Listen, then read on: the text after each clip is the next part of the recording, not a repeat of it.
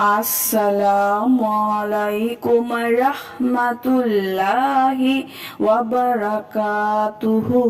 সুপ্রিয় সম্মানিত দর্শক ও শ্রোতা, আশা করি মহান রব্বুল আলামিনের দয়ায় আপনারা সকলেই ভালো আছেন। সুপ্রিয় সম্মানিত দর্শক ও শ্রোতা, আজকে হযরত আবু বকর রাদিয়াল্লাহু তাআলা আনহু থেকে একটি ঘটনা বর্ণনা করব। ঘটনার শিরোনাম হচ্ছে ক্ষমা একটি মহৎ গুণ।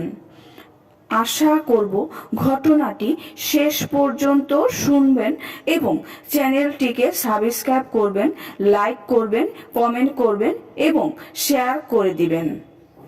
এক ব্যক্তি হযরত আবু বকর রাদিয়াল্লাহু আনহুকে খুব অশালীন ও শ্রুতিকটু কথা বলতে লাগলো।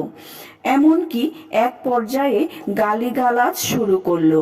আবু বকর রাদিয়াল্লাহু আনহু তার কথার কোনো জবাব না দিয়ে চুপ থাকলেন। তখন রাসূল সাল্লাল্লাহু আলাইহি ওয়াসাল্লাম আবু বকর রাদিয়াল্লাহু আনহুর পাশেই বসেছিলেন। তিনি এ দৃশ্য দেখেছিলেন আর সিদ্দিকে আকবরের নীরবতায় খুশি হয়ে মৃদু হাসছিলেন। কিন্তু এক পর্যায়ে লোকটি সীমা ছাড়িয়ে গেলে আবু বকর রাদিয়াল্লাহু তাআলা আনহুর ধৈর্যের বাঁধ ভেঙে গেল। তিনি আর নিজেকে নিয়ন্ত্রণ করতে পারলেন না। লোকটির কথার জবাব দিলেন। কিন্তু এ দৃশ্য রাসূল সাল্লাল্লাহু আলাইহি ওয়াসাল্লামের ভালো লাগলো না। এটা দেখে রাসূল সাল্লাল্লাহু আলাইহি ওয়াসাল্লাম অসন্তুষ্টি প্রকাশ করলেন। এমনকি সেখান থেকে উঠে চলে এলেন। হযরত আবু বকর রাদিয়াল্লাহু আনহু বুঝতে পারলেন যে আমার জবাব দেয়া রাসূল সাল্লাল্লাহু আলাইহি ওয়াসাল্লামের পছন্দ হয়নি। তিনিও সাথে সাথে রাসূলের দরবারে ছুটে এলেন। বললেন, হে আল্লাহর রাসূল, ওই ব্যক্তি আমাকে গালমন্দ করছিল, আমি নীরবে শুনছিলাম। আপনিও কি ওখানে বসেছিলেন? কিন্তু আমি একটু জবাব দিতেই আপনি উঠে চলে এলেন, অসন্তুষ্ট হলেন। এর কারণ কি? রাসূল সাল্লাল্লাহু আলাইহি ওয়াসাল্লাম বললেন, তোমরা দুজন আর আমি ছাড়াও ওখানে আরো একজন উপস্থিত ছিলেন, আর তিনি হলেন ফেরেশতা।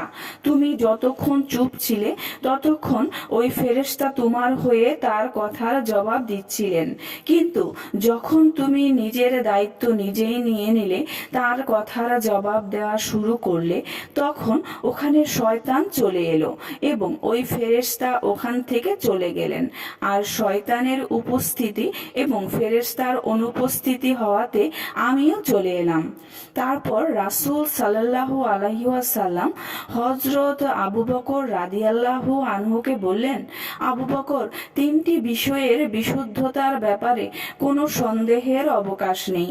বিষয় তিনটি হলো: নম্বর 1, প্রথমজন হলেন ওই ব্যক্তি যে জুলুমের শিকার, কিন্তু সে আল্লাহর সন্তুষ্টির জন্য চুপ থাকে, ফলে তখন আল্লাহ তাআলা তার পক্ষ থেকে তাকে সাহায্য করে সম্মান দান করেন। নম্বর 2, দ্বিতীয়জন ওই ব্যক্তি যে দান করে এবং তার উদ্দেশ্য হয় আত্মীয়তার সম্পর্ক রক্ষা করা, তখন আল্লাহ তাআলা তার এই দানের বরকতে তার সম্পদ আরো অধিক পরিমাণে বাড়িয়ে দেন। নম্বর 3, তৃতীয়জন ওই ব্যক্তি যে সম্পদ বৃদ্ধির লক্ষ্যে কারো সামনে ভিক্ষার হাত বাড়ায়, আল্লাহ তাআলা ওই ব্যক্তির সম্পদ আরো কমিয়ে দেন।